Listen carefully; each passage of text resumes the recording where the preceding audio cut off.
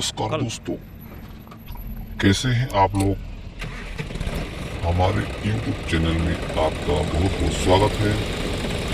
तो दोस्तों, आज हम बात करने वाले हैं ट्रैक्टर ग्रेडर से डब्ल्यूएम टार बनाने में कितना टाइम लगता है और क्या क्या समस्या होती है। आज सभी के बारे में बारीकी से बात करेंगे।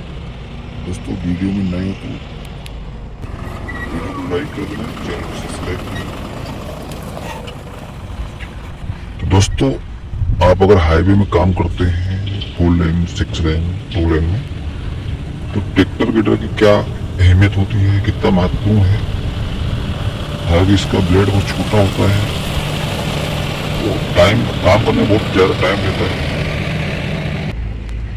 अगर अच्छा ऑपरेटर है तो काम बहुत ही बेहतरीन होता है और एक नंबर काम होता है। दोस्तों, हमने अभी किया है और अभी आप देख सकते हैं ट्रैक्टर ग्रेडर से काम चल रहा है। और वीडियो को अंत तक देखें